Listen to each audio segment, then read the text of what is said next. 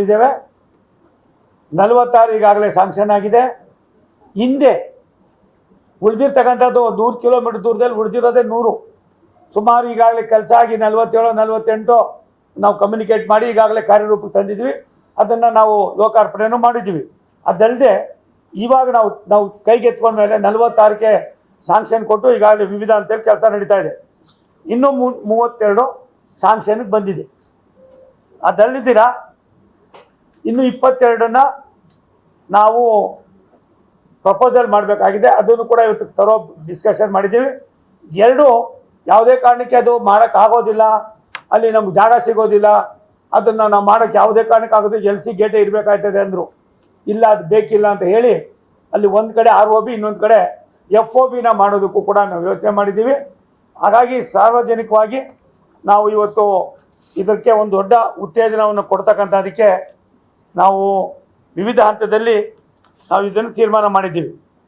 ಮತ್ತು ನಮ್ಮಲ್ಲಿ ಜನಸಂದಣಿ ಒತ್ತಡ ಒಂದು ದಿನಕ್ಕೆ ನಮ್ಮ ಕ್ರಾಂತಿವೀರ ಸಂಗೊಳ್ಳಿ ರಾಯಣ್ಣಯಿಂದ 130 ಟ್ರೈನ್ಗಳು ಎಷ್ಟು 150 ಟ್ರೈನ್ಗಳು ಒಂದು ದಿನಕ್ಕೆ ಓಡಾಡ್ತವೆ.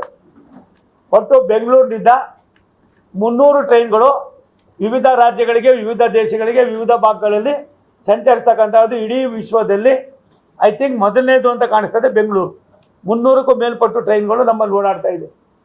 ಈ 300 ಟ್ರೈನ್ಗಳನ್ನು ಓಡಾಡ್ತಕ್ಕಂಥ ಟ್ರೈನ್ಗಳಿಗೆ ನಾವು ಮೂಲಭೂತವಾಗಿ ಅದನ್ನು ಯಾವ ರೀತಿ ಮಾಡಬೇಕು ಅನ್ನೋದನ್ನು ತೀರ್ಮಾನ ಮಾಡಿ ಭಾರತ ಸರ್ಕಾರದ ನಮ್ಮೆಲ್ಲರ ನೆಚ್ಚಿನ ಪ್ರಧಾನಮಂತ್ರಿಗಳು ಬೆಂಗಳೂರಿನ ಯಲಹಂಕದಲ್ಲಿ ನಮ್ಮ ಮಂತ್ರಿಗಳಾದ ಸನ್ಮಾನ್ಯ ಅಶ್ವಿನಿ ವೈಷ್ಣವ್ ಅವರು ಕೂತ್ಕೊಂಡು ಚರ್ಚೆ ಮಾಡಿ ಯಲಹಂಕದಲ್ಲಿ ನಾವು ಏನು ಈಗಾಗಲೇ ನಮ್ಮ ವೀಲ್ ಆ್ಯಂಡ್ ಆಕ್ಷನ್ ಫ್ಯಾಕ್ಟ್ರಿ ಇದೆ, ಅಲ್ಲಿ ಒಂದು ಮೆಗಾ ಕೋಚಿಂಗ್ ಟರ್ಮಿನಲನ್ನು ಮಾಡ್ತಕ್ಕಂಥದಕ್ಕೆ ಬಡ್ಜೆಟ್ನಲ್ಲೂ ಕೂಡ ಮಾಡಿ ಅದರ ಕ್ರಿಯಾ ಯೋಜನೆಯನ್ನು ಕೂಡ ಇವತ್ತು ನಾವು ಯಾವ ರೀತಿ ಮಾಡಬೇಕು, ಎಷ್ಟೆಷ್ಟು ಟ್ರೈನ್ ಬರ್ತದೆ, 16 17 ಪ್ಲ್ಯಾಟ್ಫಾರ್ಮ್ ಬರ್ತವೆ.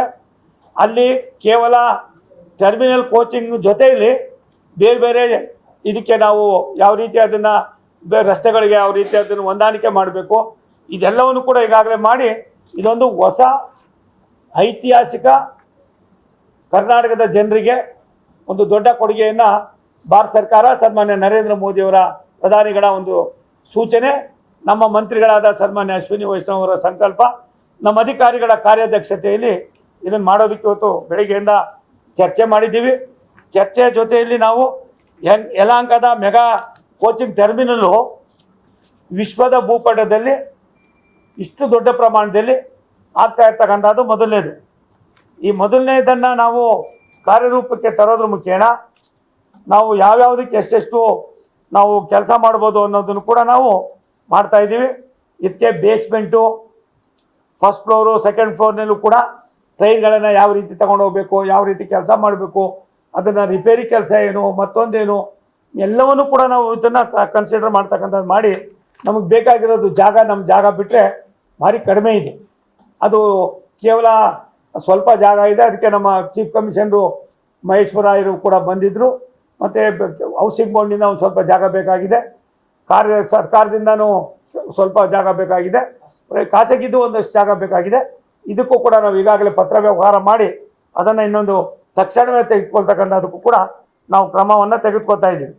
ಇವತ್ತು ಕೆಲವು ದೇವರ ಗುಂಡಿ, ಆಮೇಲೆ ಕೆಲವು ಕಡೆ ತುಂಬ ವರ್ಷದಿಂದ LOB ಇದು ROB RUBಗಳು ನಿಂತೋಗಿದ್ದು, ಇವೆಲ್ಲವನ್ನು ಕೂಡ ನಾವು ತಕ್ಷಣವೇ ತಗೋದಕ್ಕೆ ಕ್ರಮವನ್ನು ವಹಿಸ್ತಾ ಇದ್ದೀವಿ.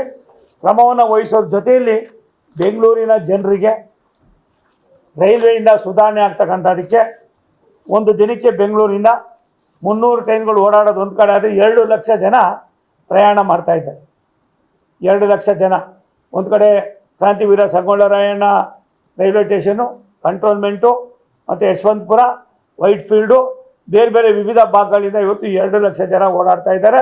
ಈ 2 ಲಕ್ಷ ಜನರಿಗೆ ಮೂಲಭೂತ ಸೌಕರ್ಯಗಳನ್ನು ಕೊಡುವಾಗ ನಾವು ಮೆಮೊ ಟ್ರೈನ್ಗಳೇನು, ಬೇರೆ ಬೇರೆ ಟ್ರೈನ್ಗಳೇನು, ಒಂದು ಕಡೆ ಟ್ರೈನ್ಗಳು ನಿಲ್ಲಿಸೋದಕ್ಕೆ ಎಷ್ಟು ಕಷ್ಟ ಆಗ್ತಾ ಇದೆ, ತಾಂತ್ರಿಕವಾಗಿ ಅದನ್ನು ಯಾವ ರೀತಿ ನಾವು ಬೇರ್ಪಡಿಸಿ ಜನರಿಗೆ ಆಗ್ತಕ್ಕಂಥ, ಇವಾಗ ನಮಗೇನಾಯ್ತದೆ, ತುಮಕೂರಿಂದ ಅಪ್ ಟು ಬಾಣಾವರ ಬರ್ತೀವಿ, ಮೈಸೂರಿಂದ ಅಪ್ ಟು ಯೂನಿವರ್ಸಿಟಿ ಬರ್ತೀವಿ, ಇನ್ನು ಬೇರೆ ಬೇರೆ ಕಡೆ ಈ ಥರ ಬಂದ ತಕ್ಷಣ ಅಲ್ಲಿ ಸ್ಟಕ್ ಆಯ್ತವೆ ಎಲ್ಲ ಟ್ರೈನ್ಗಳು. ಆ ಸ್ಟಕ್ ಆಗೋ ಟ್ರೈನ್ಗಳನ್ನು ಬುದ್ಧಿವಂತಿಕೆಯಿಂದ ಯಾವ ರೀತಿ ಮಾಡಬೇಕು ಅದನ್ನು ಎಲ್ಲೆಲ್ಲಿಗೆ ಹಾಕಬೇಕು ಅಂತ ಅಂದ್ಬಿಟ್ಟು ಸನ್ಮಾನ್ಯ DRM ಅವರು ನಮ್ಮ ಟೆಕ್ನಿಕ್ ತಾಂತ್ರಿಕ ವರ್ಗ ಒಂದು ಒಳ್ಳೆ ಇದನ್ನು ಮಾಡಿದ್ದಾರೆ. ಅದನ್ನು ನಾವು ಅಲ್ಲಿಗೆ ಡೆಲ್ಲಿಗೆ ತಗೊಂಡ್ಕೊಂಡು ಹೋಗಿ ಅಲ್ಲಿ ಇದನ್ನು ಸುಧಾರಣೆ ಮಾಡೋದ್ರಿಂದ ಇನ್ನೂ ಒಂದಷ್ಟು ನಾವು ಸಾರ್ವಜನಿಕರಿಗೆ ಪ್ರಯಾಣಿಕರಿಗೆ ಸವಲತ್ತುಗಳನ್ನು ಕೊಡ್ಬೋದು ಅನ್ನೋ ದೃಷ್ಟಿಯಿಂದ ನಾವು ಈ ಕೆಲಸವನ್ನು ಇವತ್ತು ಬೆಳಗ್ಗೆಯಿಂದ ಕುಳಿತುಕೊಂಡು ಚರ್ಚೆ ಮಾಡಿದ್ದೀವಿ. ತಕ್ಷಣವೇ ನಮ್ಮ ರಾಮವಳ್ಳಿ ಗೇಟು ಸುಮಾರು ಪ್ರಜಾವಾಣಿ ನಮ್ಮ ಡೆಕ್ಕನ್ನಲ್ಲಿ ಇರ್ತಕ್ಕಂಥ ಒಂದು ಪ್ರತಿಷ್ಠಿತವಾದ ಜಾಗ, ಅದು ಸುಮಾರು ಲಕ್ಷಾಂತರ ವೆಹಿಕಲ್ಗಳು ಓಡಾಡ್ತವೆ. 6-7 ತಿಂಗಳಾಗಿತ್ತು. ಅದನ್ನು ನಾವು ಮುಂದಿನ ತಿಂಗಳು 30/6/2026ಕ್ಕೆ ಉದ್ಘಾಟನೆ ಮಾಡ್ತಾಯಿದ್ದೀವಿ, ಸಾರ್ವಜನಿಕರಿಗೆ ಕೊಡ್ತಾಯಿದ್ದೀವಿ. ಆಮೇಲೆ ಬಿಳಿಪಾಳ್ಯ ಗೇಟು ಅದು ಕೂಡ ಈ ತಿಂಗಳೇ, ಇನ್ನು 8ನೇ ತಿಂಗಳಲ್ಲಿ ಈ ವರ್ಷ 8ನೇ ತಿಂಗಳಲ್ಲಿ ಅದು ಬಿಡುಗಡೆ ಮಾಡ್ತಾಯಿದ್ವಿ. ಅಲ್ಲಿಂದ ಬಂದು ಭೀಮಸಂದ್ರ ಅದು ಕೂಡ ಮುಂದಿನ ತಿಂಗಳು ಮುಂದಿನ ತಿಂಗಳೇ ಅದನ್ನು ಕೂಡ ಉದ್ಘಾಟನೆ ಮಾಡ್ತಾಯಿದ್ದೀರಿ. ಸಾಕಾರ ನಗರ ಸಬ್ವೆ, ಇದು ನಿಮ್ಗೆ ಗೊತ್ತಿದೆ. ಸಾಕಾರ ನಗರ ಸಬ್ವೆ ಸುಮಾರು ವರ್ಷಗಳಿಂದ ಕುಂಟ್ಕೊಂಡಿತ್ತು. ಅದನ್ನು ಕೂಡ ನಾವು ಈ ವರ್ಷನೇ ನಾವು ಬಿಡುಗಡೆ ಮಾಡೋದು ಲೋಕಾರ್ಪಣೆ ಮಾಡ್ತಾಯಿದ್ದೀವಿ. ದುಬಾಸಿಪಾಳ್ಯ ಅದು ಯೂನಿವರ್ಸಿಟಿ ಹತ್ರ ನಮ್ಮ ಆರ್ಮಿ ಕಾಲೇಜ್ ಹತ್ರ ಭಾರಿ ತೊಂದರೆ ಇತ್ತು. ಅದಕ್ಕೆ ಇವತ್ತು ನಾವು ಎಲ್ಲ ಕಾರ್ಪೊರೇಷನ್ನವ್ರನ್ನ, ರೆವಿನ್ಯೂನವ್ರನ್ನ, ನಮ್ಮ ಅಧಿಕಾರಿಗಳು ಕೂತ್ಕೊಂಡು ಲ್ಯಾಂಡ್ ಅಕ್ವಿಜೇಷನ್ ಕೂಡ ಇದಾಗಿ ಅದನ್ನು ಕೂಡ ನಾವು ಈಗಾಗಲೇ ಪ್ರೋಸೆಸ್ ಮಾಡಿದ್ದೀವಿ. ಅಲ್ಲಿಗೆ ಸ್ವಲ್ಪ ಲ್ಯಾಂಡ್ ಬೇಕಾಗಿದೆ, ಆ ಜಾಗವನ್ನು ಕೂಡ ತೆಗೆದುಕೊಳ್ಳೋದಕ್ಕೆ ಇದು ಮಾಡ್ತೀವಿ.